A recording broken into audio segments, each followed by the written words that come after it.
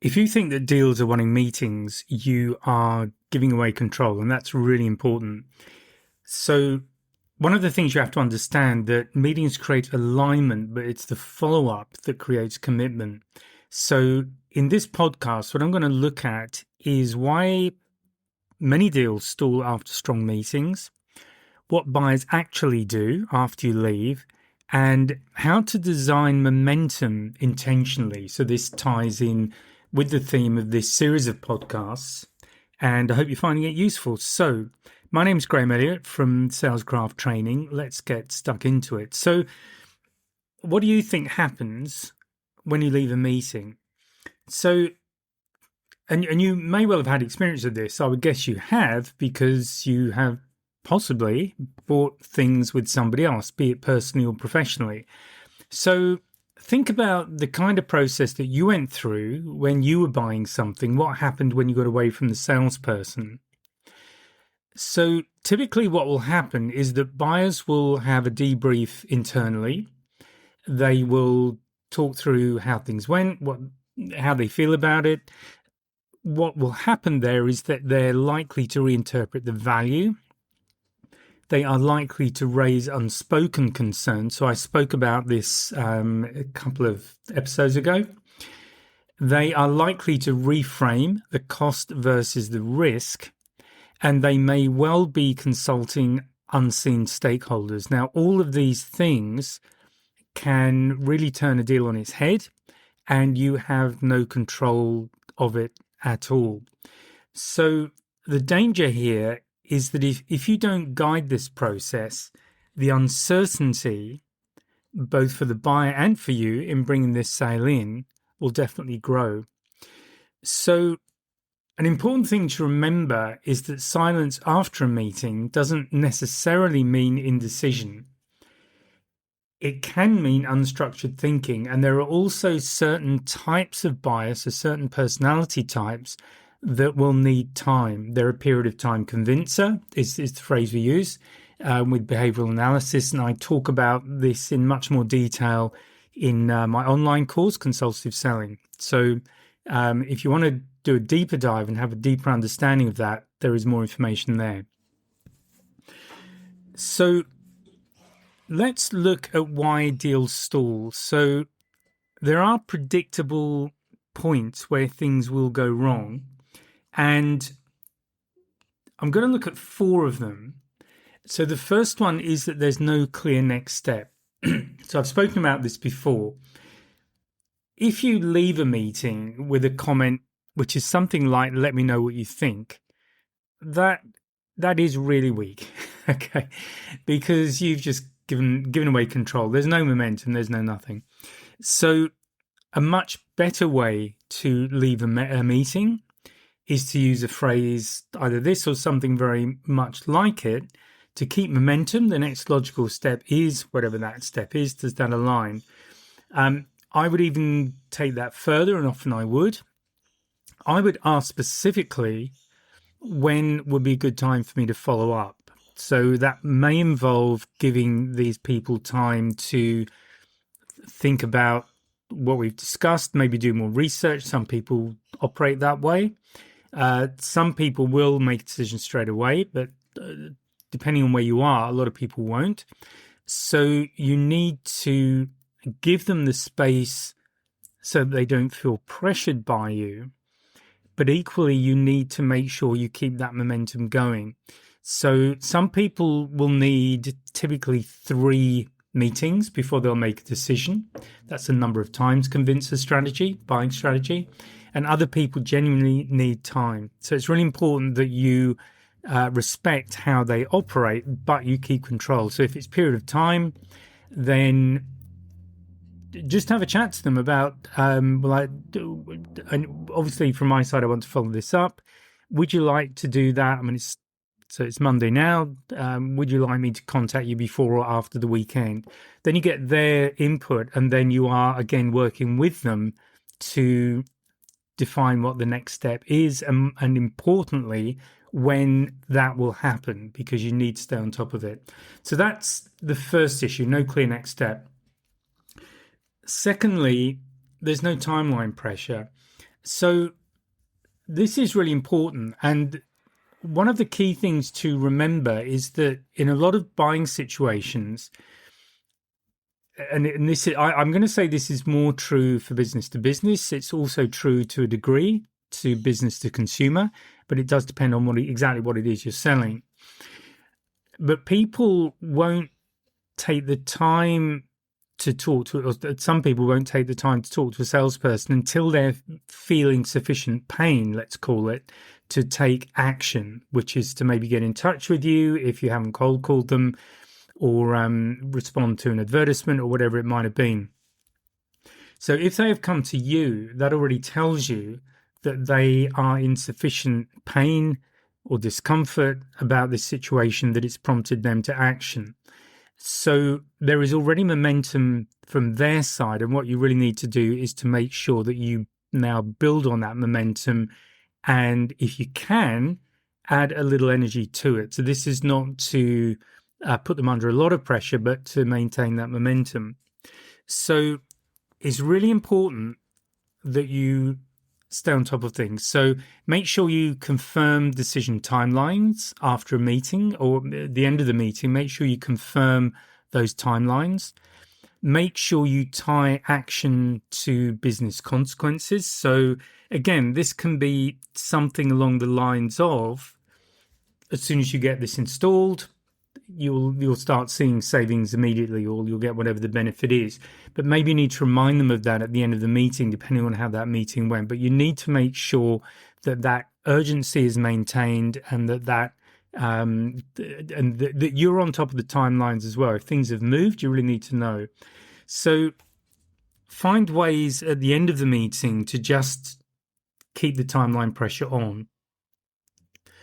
The third issue is no stakeholder strategy. So again, this is really important, and I've spoken about this before. But if you don't know who is influencing the sale, who could potentially block the sale, and who is signing off on the sale, then you will lose control after the meeting. It's really important that as much as you can, and I would say in most cases, you are talking directly to those people. And if you remember what I was talking about earlier when I was talking about what happens after the meeting, one of the things that happens is the value's reinterpreted, the cost versus risk is reframed, it's reinterpreted.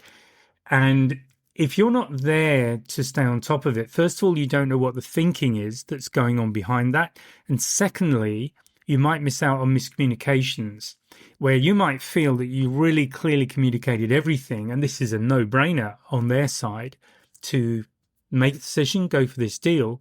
But on their side, something important has been missed out, and they're reframing things so that there's no longer such an urgent need, or you're no longer such a strong candidate to deliver the solution. So a way to just check in on that again before the meeting ends is to ask, how will this conversation be positioned internally? Or check in, if you know who the stakeholders are, you can check in and see how each one, or at least from the people who are there, is each person still happy? Do they have any concerns? Just keep emptying out those potential areas of that are going to derail the sale. Now, the fourth thing I'm going to talk about is no written reinforcement. And again, this is really important. So after a meeting, this to me is where email is really useful. And I don't know how you normally communicate with people. So when I started out in sales, there wasn't email. So that dates me. Obviously, we would telephone people, but we didn't have SMS messaging. We didn't have any of that stuff. So you would have a conversation on the phone. You do your qualification on the phone. Then you go and have a meeting, and then everything would be done face to face. And then you would write up that meeting. Now, this is definitely going back. Before email, that might even be a letter. So that's fine. But the important thing here is to make sure that you do document everything that's been discussed, and that there is a written record. And the beauty of email is it's time stamped. You can see, you know who it's been sent to. and you've got evidence there if you need it. That might be to just go back and confirm that you did actually send the key points to the people that you're communicating with. That there, again, you can, at the end you can ask for agreement on whatever the content of the email is. And if you get that, then you've definitely got a very clear definition of what was discussed, and that has been agreed by the client. So the kind of things to follow up or to put into this is recap, and you can do this verbally as well. I used to do this verbally and then write it up afterwards, but just recap on the agreed problems, restate what the quantified impact of those problems is, confirm what the next steps are moving forward. So that would be step and date, and maybe if somebody is responsible, note that down as well. Reinforce the urgency of getting things in place, and make sure that any remaining risks are flagged and identified. And that is what you are documenting, and that gives you a solid agenda to move forward on each time. So you might be quite happy doing that. You might be doing it already. You might not be doing that. If you're not doing it, I really recommend that you do. And the other thing about it is, in my opinion, it's a much more professional approach. And remember, we want to be dealing, or as buyers want to be dealing with people who are professional and deliver what they say they're going to say when they deliver it. So you need to be really staying on top of your game here. So don't just at the end of the meeting give a generic thanks for your time. Produce an email, you can call it what you like, strategic reinforcement document, minutes of the meeting, just so that everyone has a record, whatever it might be. And I think depending on what the business that you're in, but certainly if you're dealing with governments, for example, and you could be dealing with some really big deals as well, anything like that, I would absolutely make sure that was done. This is really, really important to do that. So those were the 4 things that are predictable failure points. So what can we do? So let's just jump into a basic framework that you can use as a top performing salesperson, which I hope you, if you're not at the moment, you certainly will be. So you really want a clear model here, and that's what I'm going to give you. So the first one is same day reinforcement. So this is what I've been talking about just now. So you've got a summary of the key outcomes. You've got objectives are clarified. The business impact has been restated, and the agreed actions are documented. So that's in terms of agreed actions, obviously what they are, who's responsible, when they're going to be completed, and that's really important. And ideally, one of those agreed actions will be the next meeting of some form, because there needs to be that follow-up meeting. And my preferred way of doing this would be to, again, sitting in the days of paper diaries, but sit there with my diary out and just sit down with them and say, okay, can we get that in the diary, and just book it in. It's also actually really helpful doing that if you're trying to keep your visit numbers up. If you just book follow-up meetings with people while you're with them, that's just a great way of getting your diary done, but that's an aside. Okay, the next thing is to just anchor the momentum. So when you finish your emails, don't leave it open-ended. Always finish with something along the lines of, to maintain progress towards whatever the outcome is. The next step is that whatever that might be, we will be meeting, or whoever will be meeting at wherever on, date and time. And maybe a brief agenda of what that will cover. So the main outcomes of that meeting, or the main the reason for that meeting to take place. But you need to restate what's happening next, because that maintains momentum. It keeps it documented, so everyone's in the loop, and you keep things moving forward. Now, the third thing to do here is to have that internal conversation influence discussion that I mentioned earlier, which is basically to ask, how will this be positioned internally? So what you're doing there is just getting, hopefully, an insight from the people in the room, the people who are driving the sale or the purchase from their side, but the people who are driving the purchase from the buyer's side, they will let you know exactly how that's progressing. And again, keep a note of that.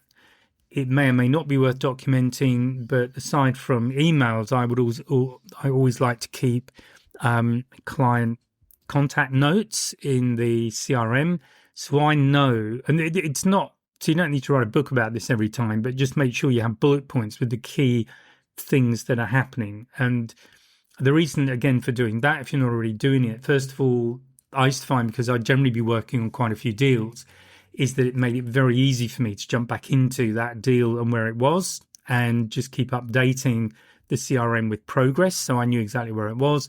And then if for any reason anybody else needs to step in because you're not available for whatever the reason might be, they can get fully briefed very quickly just by looking at the record. So this also is really important. Okay, so the next step here, or the final step on these actions to take on yourself, is just the micro commitment tracking. So remember, another important thing to do with moving deals forwards is to keep getting small commitments and agreements. And there's a couple of reasons for doing this. One of them, it keeps the momentum going and it keeps things very clear about what's going on and everyone's in agreement, all that kind of thing. Secondly, though, the way our brains work is that our brains don't like to make decisions because it burns a lot of energy. And one thing our brains like to do is run very efficiently and not use so much energy. And I can certainly testify to that with some of the people I know, but I'm not going to go there. So the thing is, though, once someone has made a decision, they will tend to stick with it, because to review it and reevaluate it takes mental energy. And so, joking aside, this is why it's really important to start getting yeses from people early on. You get these very small commitments, and every one of them starts stacking up the yeses in your favor. And what it's doing is it's getting their brains deeper and deeper into going with you as the solution to their problem. So getting these micro commitments are really important. So, and this is just things like getting the dates, getting the owners of actions, it's getting the deliverables clear, but getting agreement each time on everything. So you don't overdo it, but it keeps things precise. Everyone knows what's going on. It eliminates the chance of confusion, but also psychologically, you are guiding the buyer down this channel, which leads towards them placing an order with you. Okay, so what's the psychology behind doing all of this at the end of the meeting and after the meeting? The thing is that after meetings, cognitive bias kicks in. So what's cognitive bias? Bias is basically where we are leaning towards one particular event or outcome. Let's call it an outcome. And the cognitive part, basically when you have a cognitive bias, what you're tending to do, and again, this is how your subconscious works, it's done in the subconscious, it will start to filter out things, facts, figures, whatever, that don't fit in with the bias that you have. So in other words, once cognitive bias has kicked in, that really needs to be in your favor, because what people will start to forget. Let's say you messed up. Let's say you messed something up and somebody got a bit sort of unhappy with you about something that happened, and that's kind of lead them towards excluding you. And what happens with cognitive bias is that that's the picture they now have in their brain about you. And it doesn't really matter at that point what you do. It's then very hard for you to sway them back into being more neutral, because what they'll tend to do is filter out any facts, any actions that you've done to correct things. So it is a real thing, and it's important to be aware of it. So once cognitive bias kicks in, it means risk aversion rises, budget fears grow. Status quo tends to feel safer and easier, just staying with what they've got. So it's really important to understand that this stuff is going on. So what, again, top salespeople do is understand that this is what's happening and they'll anticipate it. So what you are doing is you reduce uncertainty before it has a chance to really build up. So there's a saying here, the deal is never as strong on Tuesday as it felt on Monday. So sometimes we can be really enthusiastic about something one day, but once we've had a chance to sleep on it, all that stuff kind of kicks in. And maybe the following day, it's not quite so clear cut. So it really is important that you maintain momentum and that you do all you can to minimize those kind of issues happening. So the final thing here is to just understand that with average salespeople, they basically hope strong meetings will close the deal, the strong meeting on its own. What you need to understand, and what the best salespeople understand, is that those strong meetings are really good, but you still need to engineer momentum once that's been completed. You still stay on top of it. It's like the poorer performers will lift their foot off the gas because they feel it's all good. Top performing people keep their foot hard down till they're through the finish line, till they've got the order in their hand. And that really is, I think, the best way of thinking about it. So I have a challenge for you, and that is that next time you're in a meeting, don't ask yourself, how did it go? I mean, that's quite a valid question if you're self-assessing, but the more important question, and I think longer term will have much greater impact, is to simply ask, how will this move? How will this move things forward in your favor? Will it maintain momentum? Does it give you some protection against this sort of change of priorities, whatever, the fears that pop up once the meeting's gone? So just spend a couple of minutes thinking about that. The most important thing to take away from this podcast is that while meetings create opportunity, it's the momentum that creates the outcomes. It's really important to understand that. Okay, so all of this, the momentum, the follow-ups, the stakeholder alignment, this only works if your basic foundation is really solid.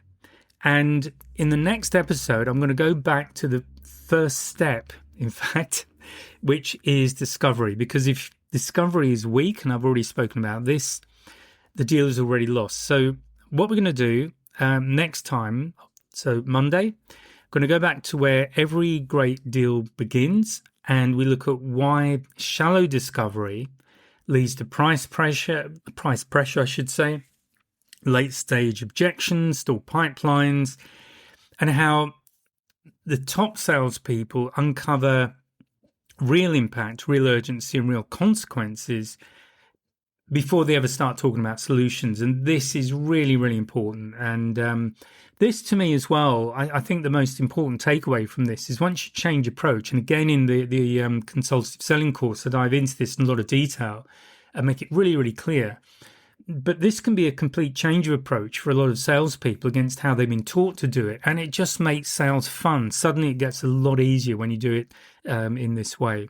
So if you'd like cleaner closes, fewer surprises, and stronger leverage in every deal, join me on Monday and we will look at the final podcast in this series of podcasts, which is just looking at what happens if discovery is weak, which we know is the deal is already lost, so how we handle that.